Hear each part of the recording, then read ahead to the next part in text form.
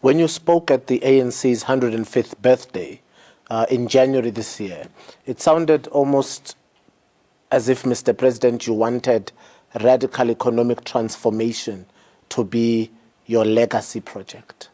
As your term ends as president of the ANC, do you want also to be remembered for radical economic transformation? Radical socio-economic transformation is the policy of the ANC.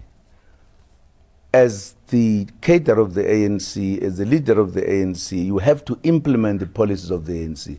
So for me, talking about radical socio-economic transformation, it's not that I'm talking about my thing. I'm talking about the policy of the ANC. In other words, sharpening the implementation of the policies of the ANC. Not that I want this to be my legacy. It's the legacy of the ANC.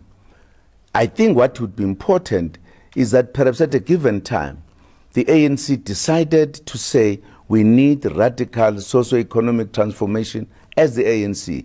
We as cadres, once the resolution is taken, we've got to implement it. And if I'm the president, I've got to lead that. That is why when we went to Mangaung, we had to crystallize this.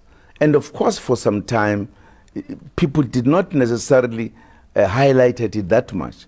And at a particular time, I thought it was important as a leader to clarify this as much as possible. That is why I even tried to define it so that people must know what is it that we are talking about. Because other people, when we're talking about radical economic transformation, that's what are they talking about? Others were saying, well, they're just talking about this to cover their corruption, etc.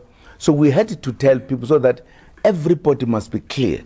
But more importantly, members of the ANC must be clear. What is it that we are talking about? What is that you want to do? But the country as well must be clear that this is not a weird policy. It's a policy to correct the past.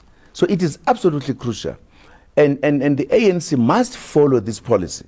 Because if you don't, you are going to stay in poverty, in inequality for a long time.